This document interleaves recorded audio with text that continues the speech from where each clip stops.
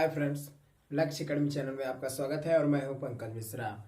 जैसा कि दोस्तों आप लोग जानते हैं कि इम्पोर्टेंट सेशन आपका यूपी पुलिस, जेल वार्डर और अन्य सभी एग्जामों के लिए चल रहा है। तो दोस्तों बिना देरी किए हुए चैनल को सब्सक्राइब करके बेल आइकन भी जरूर दबाइएगा। ओके दोस्तों, और वीडियो अच्छी लगे तो एक लाइक जरूर करिए और ना अच्छी लगे तो जरूर डिसलाइक कर दीजिए। ओके, तो दोस्तों जैसा कि आप लोग जानते हैं कि सूरदास जी का जन्म कहाँ हुआ, यह क्वेश्चन हम आपको होमवर्क में दिए थे। ये कल का प्रश्न था। इस क्वेश्चन का आंसर आप लोगों ने बहुत ही अच्छा दिए, लेकिन कुछ लोगों ने इसका आंसर गलत दिया है। तो दोस्तों मैं आपको बता दूं, सूरदास जी का जन्म कहाँ हुआ? सीही मथुरा में हुआ था। कहाँ हुआ? सीही मथुरा में। सूरदास जी का जन्म कहाँ हुआ? सीही मथुरा में हुआ था। ओके दोस्तों, तो उम्मीद करते हैं आपको यह चीजें पता लग गई होंगी और आंसर भी आपको ठीक ठीक मिल गया होगा।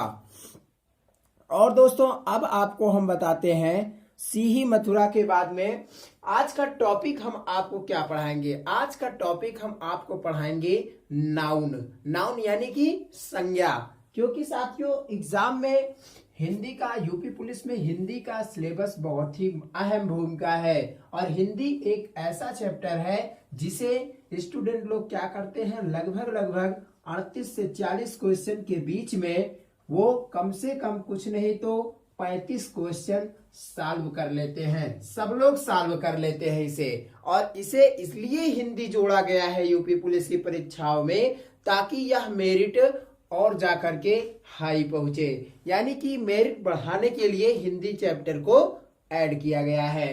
तो आज हम क्या पढ़ेंगे? संज्ञा। संज्ञा जो कि बहुत ही जबरदस्त डाउट रहता है और संज्ञा से कम 2-3 क्वेश्चन पूछे जाते हैं। नाउन, ठीक है। संज्ञा, संज्ञा है क्या? संज्ञा के बारे में हम जान लेते हैं। तो संज्ञा साथियों, किसी भी प्रकार की संज्ञा किसी को दी जाए, चाहे उसको नाम दिया जाए या उसके आकार को देख करके दिया जाए या किसी भी प्रकार से, यानी किसी को भी किसी भी चीजें से संज्ञा यानी संकेत किया जाए, उसे ही हम संज्ञा कहते हैं। साथियों इस प्रकार से पढ़ने का कोई मतलब नहीं जब तक मुझे समझ में ना आए। मैं आपको बता दूं, इस प्रकार से नहीं पढ़ा जाता कि जैसे आपसे कोई पूछे व्हाट इज नाउन, तो noun is name of person, place और thing. What is pronoun? Pronoun is a word used in place of a noun, and adjective is a word that qualifies a noun or a pronoun. तो ऐसा पढ़ने से कोई मतलब नहीं साथियों, रटने से कोई मतलब नहीं यार। कम से कम पहले आप समझो कि हम कह क्या रहे हैं, समझिए। क्या पता रटे तो हम बहुत कुछ है और उसके बाद में क्वेश्चन आ गया ऐसा, फिर हम सोच में पड़ गए क्या यार अब कैसे करें, एडजेक्टिव कौन है, नाउन कौन है, प्रोनाउन कौन है। इस प्रकार से आप समझोगे फिर समझते ही रह जाओगे यार पढ़ने का मतलब क्या है, कुछ नहीं। वैसे हम आपको इंग्लिश में नहीं साथियों, हिंदी में पढ़ा रहे हैं, वो तो हम बता दिए आपको क्योंकि हम ज्यादा इंग्लिश नहीं पढ़े हैं। ओके दोस्तों, तो देखिए हिंदी में इसे कैसे बताया जाता है, नाउन। नाउन संज्ञा को साथियों कैसे लिखा जाता है और कैसे पढ़ा जाता है। संज्ञा बहुत ही महत्वपूर्ण चैप्टर है, इसमें से कम 2 क्वेश्चन तो पक्के हैं कम से कम। तो इसका परिभाषा लिख लीजिए, किसी व्यक्ति, वस्तु, स्थान के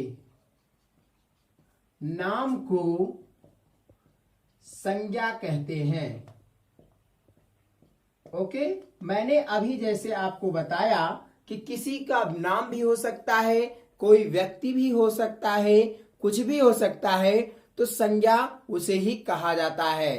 तो साथियों उत्पत्ति के आधार पर संज्ञा, अब बात आ जाती है कि संज्ञा के भेद, संज्ञा कितने प्रकार के होते हैं। तो आप इंग्लिश में क्या नाउन प्रोनाउन ऐसा पढ़े हैं, ठीक है ना, लेकिन उसमें क्या है, इंग्लिश में आप पढ़े हैं ज्यादा नहीं पढ़े संज्ञा कितने प्रकार, 5 प्रकार ऐसे होता है ना, लेकिन इसमें देखा जाता है हिंदी में कैसे रूढ़ शब्द होता है, यौगिक होता है, ऐसे इस प्रकार से पढ़ा जाता है। तो साथियों उत्पत्ति के आधार पर, उत्पत्ति के आधार पर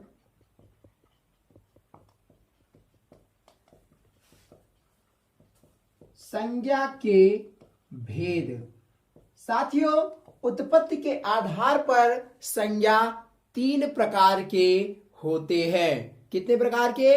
उत्पत्ति के आधार पर संज्ञा 3 प्रकार के होते हैं।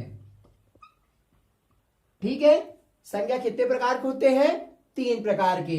कौन कौन? नंबर 1 रूढ़ शब्द, रूढ़, कैसे? रूढ़ शब्द। नंबर 2 यौगिक शब्द। नंबर 3 योग रूढ़ शब्द। इसे ठीक से आप पढ़िएगा, क्योंकि मैं आपको एकदम स्लोली पढ़िए, एकदम स्लो मैं आपको समझाऊंगा, क्योंकि यहां से भी क्वेश्चन उठा है, यहां से भी क्वेश्चन उठा है, इसके कितने भेद होते हैं यहां से भी क्वेश्चन उठा है। एक एक टॉपिक एकदम मोस्ट इंपॉर्टेंट है, यूपी के सभी जितनी परीक्षाएं होती हैं सभी के लिए अलाउ है। ये भी क्वेश्चन उठा है कि उत्पत्ति के आधार पर संज्ञा के कितने भेद होते हैं। तो साथियों आप क्या आंसर देंगे? वहां पर आपको ऑप्शन दिया रहेगा 3, 4, 5 व 6। तब आप क्या करोगे? तो आपको आंसर देना है 3। ठीक है, संज्ञा किसे कहते हैं? वहां ऑप्शन दिया रहेगा वस्तु, व्यक्ति, हम, तुम, इस प्रकार से दिया रहेगा। तो आप उसको जब जानते रहोगे तभी टिक कर पाओगे। उत्पत्ति के आधार पर संज्ञा के निम्नलिखित में से भेद हैं योग रूढ़, यौगिक रूढ़, इस प्रकार से ऑप्शन दिया रहेगा। इनमें से कोई नहीं, यदि आप पढ़े ही नहीं रहोगे आपके समझ में आएगा ही नहीं। तो दोस्तों टेंशन मत लीजिए, एकदम ऐसा पढ़ाऊंगा कि आपके दिमाग में डायरेक्ट जाएगा। अब सवाल उठता है, कोई जल्दी ये नहीं पढ़ाता, यहां से चैप्टर आगे पढ़ा देते हैं, क्या कर देते हैं, और यही हम लोगों के अंदर की कमियां बन जाती हैं। तो क्या करते हैं वो लोग, यहां तक तो समझा देते हैं, लेकिन साथियों ये नहीं समझाते कि रूढ़ है क्या, यौगिक है क्या, यौगिक शब्द, रूढ़ शब्द और योग रूढ़ शब्द क्या है। यही सबसे बड़ा डाउट बन जाता है। तो दोस्तों रूढ़ शब्द, यौगिक और योग रूढ़ के बारे में हम पहले जानेंगे, उसके बाद में फिर और आगे चलेंगे। तो साथियों रूढ़ शब्द है क्या? रूढ़ शब्द ऐसे शब्द जिन्हें अलग करने पर कोई अर्थ न निकले। क्या? जिन्हें अलग ना किया जाए, ना किया जा सके, ठीक ना। ऐसे शब्द आप लिखते चलिएगा, ऐसे शब्द जिन्हें अलग ना किया जा सके, ठीक ना। ऐसे शब्द जिन्हें अलग ना किया जा सके वो रूढ़ शब्द कहलाते हैं। जैसे, जैसे में आप लिख लीजिए, जैसे, अभी आप यहां पर समझने के लिए हम इसे मिटा देते हैं। जैसे, जैसे में आप लिख लीजिए राम, सीता, राम, सीता, कृष्ण। आप बताइए क्या आप इन नामों को अलग कर सकते हैं? आप अपने से थोड़ा समझिए। जब तक आप अपने से नहीं समझेंगे तब तक हमारे समझाने का कोई मतलब नहीं, क्योंकि समझना तो आपको है ना। हम तो समझ चुके हैं, हम तो आएंगे बस ऐसे लिखवा देंगे, लेकिन आपको समझना है कि हम क्या लिखवा दिए। यदि ये गलत है तो कमेंट में आंसर जरूर कमेंट करिए, और अगर सही है फिर भी कमेंट करिए। अब कमेंट करने का तरीका आपको पता है, आप क्या करेंगे, क्योंकि वो तो समझ में आपको आ रहा है। तो साथियों राम को क्या अलग किया जा सकता है? यहां पर अगर हम लिख दे रा और यहां पर लिख दे मां, तो क्या बताइए मां का कोई अर्थ निकलेगा? रा का कोई मतलब निकलेगा? कुछ नहीं। यहां पर अगर लिख दे सी और यहां पर लिख दे ता, कोई मतलब है? यहां पर लिख दे कृष्ण और यहां पर आधा सा औड़ा, तो क्या इसका कोई अर्थ है? कुछ नहीं। तो ऐसे शब्द जिनको अलग नहीं किया जा सकता वो क्या कहलाते हैं? रूढ़ शब्द। क्लियर? तो उम्मीद करते हैं दोस्तों रूढ़ शब्द आपको समझ में आ गया होगा। उसके बाद में आप लोग इसे नोट कर लीजिए या स्क्रीनशॉट लीजिए और उसके बाद में हम समझाते हैं आपको यौगिक शब्द क्या होते हैं।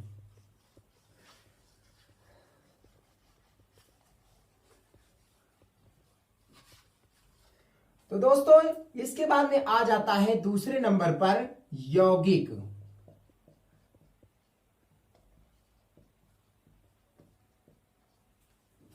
यौगिक शब्द कौन होते हैं और क्या होते हैं? क्या होते हैं यौगिक शब्द?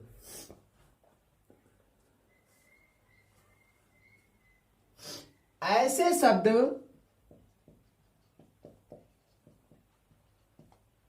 जो दो सार्थक शब्दों से मिलकर बना हो। ठीक है? ऐसे शब्द जो दो सार्थक शब्दों से मिलकर के बना हो उसे हम यौगिक शब्द कहते हैं। ठीक है साथियों, ये उत्पत्ति के आधार पर संज्ञा के भेद के बारे में हम पढ़ रहे हैं। तो ऐसे शब्द जो दो सार्थक शब्दों से मिलकर के बना हो उसे हम यौगिक शब्द कहते हैं। जैसे हम देख लेते हैं, जैसे साथियों यहां पर लिख दिया जाए देवालय। ठीक है? क्या लिख दिया जाए? देवालय, देवघर। ठीक है? यहां पर लिख दिया जाए विद्यालय। तो इस प्रकार के वर्ड आपको समझ में आ रहा होगा। यौगिक मतलब कि योग। योग मतलब क्या होता है? यौगिक मतलब क्या होता है? योग, यानी कि प्लस का चिन्ह, यानी कि जोड़ना, एक दूसरे को सार्थक क्रम में जोड़ना ही हमें क्या कहलाते हैं? यौगिक शब्द। आपको ऑप्शन दिया रहेगा निम्नलिखित में से यौगिक शब्द छांटिए, निम्नलिखित में से रूढ़ शब्द छांटिए, निम्नलिखित में से योग रूढ़ शब्द छांटिए। इसलिए हम आपको बता रहे हैं कि आप इसे एक बार में कंठस्थ कर लीजिए। बहुत ही मोस्ट इंपॉर्टेंट चैप्टर है साथियों।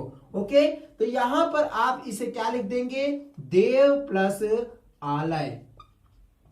अभी आपसे यहां पर पूछा जाए यहां पर कौन सी संधि है, क्या आप बता सकते हो? टेंशन मत लीजिए, यदि आपको आता है तो बिल्कुल ठीक है, और नहीं आता है तो हम आपको एक बार में सिखा देंगे।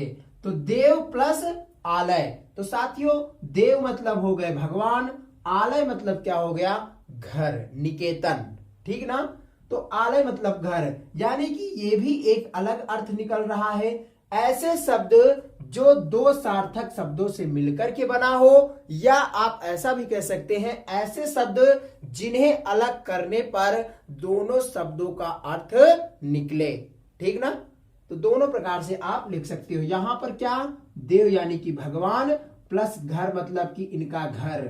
ठीक ना? विद्या यानी कि यहां पर विद्या, और यहां पर आलय यानी कि घर।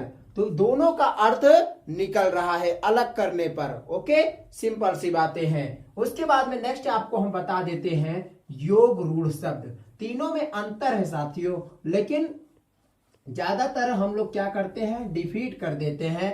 डिफीट कर जाते हैं, डाउट में रहते हैं और आंसर क्लियर नहीं दे पाते। लेकिन टेंशन मत लीजिए साथियों, आपके साथ में लक्ष्य एकेडमी साथ साथ है। योग रूढ़ शब्द, योग रूढ़ शब्द होते क्या है? योग मतलब यहां पर क्या लिखा है? योग मतलब जोड़ना। रूढ़, रूढ़ मतलब वही जो टेढ़े मेढ़े शब्द हैं, किसी को ऐसे कर दो कि कोई मतलब ही ना निकले, ऐसा है ना, जिसे अलग करने पर कोई अर्थ ना निकले। लेकिन यहां पर जिसका अर्थ भी नहीं निकल रहा है, और यहां जस्ट उल्टा है, जोड़ने पर तीसरा अर्थ निकलेगा। यही चीज हो रहा है। देखिए मैं बताता हूं, ऐसे शब्द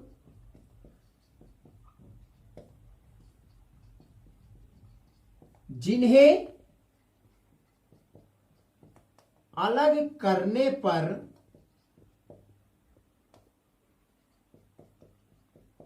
दोनों का अर्थ निकले। क्या? दोनों का अर्थ निकले और परंतु दोनों को जोड़ने पर कोई तीसरा अर्थ निकले। ठीक ना? क्या? ऐसे शब्द जिन्हें अलग करने पर दोनों शब्दों का अर्थ निकले, लेकिन साथ ही साथ दोनों को जब जोड़ा जाए तो किसी तीसरे की ओर संकेत करे। तो साथियों, अगर पूछा जाए कि इसमें कौन सा समास है जो तीसरे की ओर संकेत करता है, तो क्या आप शायद बता लोगे? यदि आपको बता लोगे तो अच्छी बात है, नहीं बता पाओगे टेंशन मत लीजिए, हम सब कुछ बारीकी से एक एक चीज बताएंगे। अभी जो चैप्टर चल रहा है उसे पढ़ेंगे। ओके, तो जैसे जैसे में आपको आप उदाहरण में दे दिया जाए पंकज। क्या? पंकज। पंकज से होता क्या है साथियों? योग रूढ़ शब्द है पंकज। पंकज में होगा क्या? ये देखिए, पंकज साथियों हमारा ही नाम है, लेकिन जैसा भी है ठीक ठाक है। तो पंकज से होता क्या है साथियों? इसे अगर अलग किया जाए तो यहां पर हो जाएगा पंक, और जा से यहां पर हो जाएगा पंकज, यानी कि कीचड़ में खिलने वाला। क्या? पंकज किसका पर्यायवाची है साथियों? ये पुष्प की तरफ पर्यायवाची जा रहा है। पंक मतलब कि हो गया कीचड़। क्या हुआ? पंक मतलब कीचड़, और जा मतलब खिलने के लिए। पंक मतलब कीचड़ और खिलने वाला, कीचड़ में खिलने वाला पंकज, यानी कि यहां पर क्या हो जाएगा? पंकज किसका पर्यायवाची है? कमल। तो दोस्तों इसमें होगा क्या कि कीचड़ एक अर्थ अलग निकल रहा है और खिलने वाला इसका भी अर्थ अलग है, और कमल जो है ये थर्ड पर्सन है, यानी कि तीसरे की ओर संकेत कर रहा है। तो दोस्तों उम्मीद करते हैं आपको यह चीजें समझ में आ गई होंगी।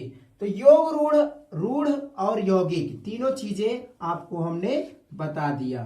अब उत्पत्ति के आधार पर संज्ञा कितने प्रकार के होते हैं, अब ये तो डाउट आपका क्लियर हो गया होगा।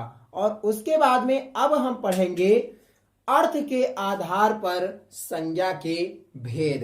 अर्थ के आधार पर संज्ञा के भेद कितने होते हैं, कैसे होते हैं, उसको हम जान लेते हैं एकदम बारीकी तरीके से। तो साथियों अर्थ के आधार पर संज्ञा के भेद के बारे में हम जान लेते हैं। क्या? अर्थ के आधार पर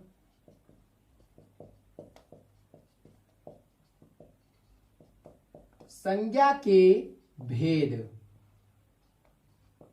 अर्थ के आधार पर संज्ञा के कितने भेद होते हैं? अभी तक हमने पढ़ा उत्पत्ति के आधार पर, अब पढ़ेंगे अर्थ के आधार पर। अर्थ के आधार पर 5 भेद होते हैं। कितने? 5 भेद होते हैं। ठीक है साथियों, तो ये तो सिंपल पढ़ जाते हैं अर्थ के आधार पर, वही उत्पत्ति के आधार पर वही झमेला कर जाता है, लेकिन अब नहीं करेगा। अर्थ के आधार पर 5 प्रकार के कौन कौन से? व्यक्तिवाचक संज्ञा, व्यक्तिवाचक संज्ञा, जातिवाचक संज्ञा,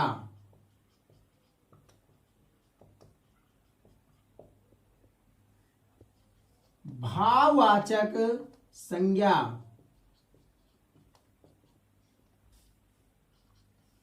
द्रव्यवाचक संज्ञा,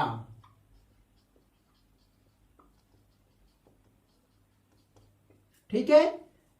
कौन कौन से? व्यक्तिवाचक, जातिवाचक, द्रव्यवाचक, भाववाचक और समूहवाचक संज्ञा, समूहवाचक संज्ञा।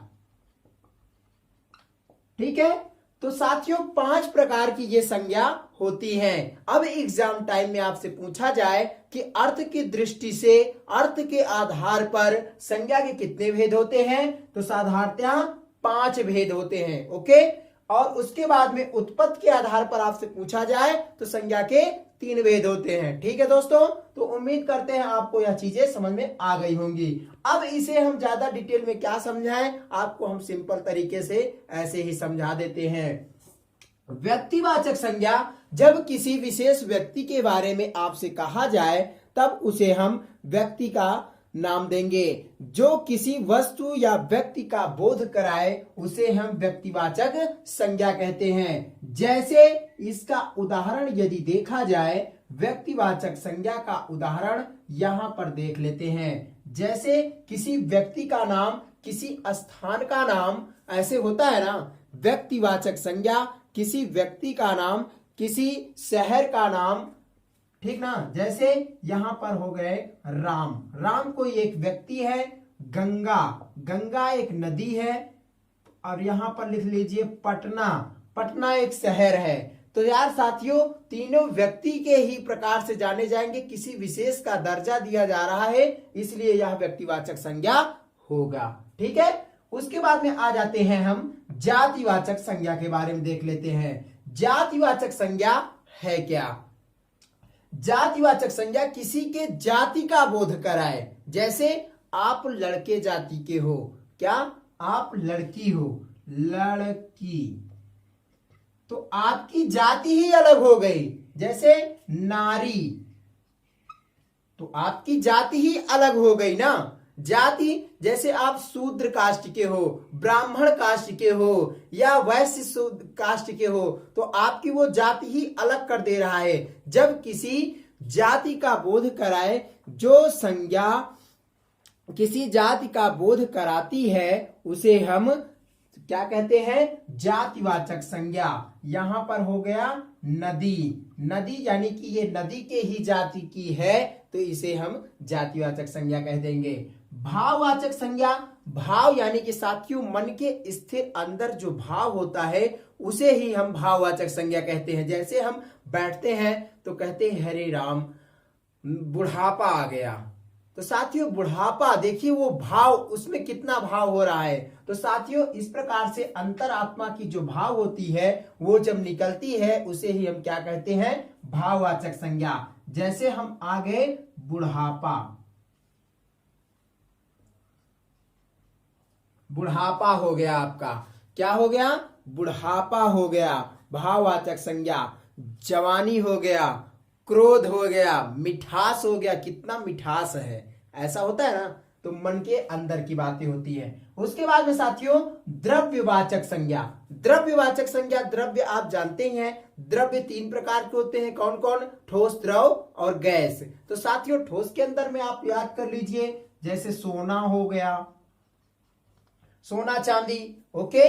उसके बाद में द्रव में आप देख लीजिए पानी हो गया, तेल हो गया, क्या हो गया? तेल, ठीक है। गैस में आप देख लीजिए जैसे आपका धुआं हो गया। तो इस प्रकार के उदाहरण हम आपको शॉर्टकट में समझा देते हैं, बिल्कुल आप समझ गए होंगे। ओके दोस्तों, और उसके बाद में नेक्स्ट बचता है और ये है लास्ट, समूहवाचक संज्ञा। क्या है? समूहवाचक संज्ञा। समूह, जैसे कि आप नाम से ही समझ जा रहे होंगे कि ये समूह के बारे में हमसे पूछ रहा है। इसका समूह कैसा है? समूह यानी कि इकट्ठा होना, एक समुदाय। तो जैसा कि साथियों आप जानते हैं, उदाहरण में आप जानते हैं सभा। जब सभा लगती है तो सभा में कोई एक आदमी नहीं होता है, इकट्ठे होते हैं ना। तो ये सभा शब्द कैसा है? समूहवाचक संज्ञा है। कमेटी, जब किसी की कमेटी इकट्ठा होता है, बनती है, तो उसमें भी ऐसा ही होता है। टीम, क्या? टीम। पंचायत। तो इस प्रकार के ऐसे शब्द क्या है? समूहवाचक संज्ञा।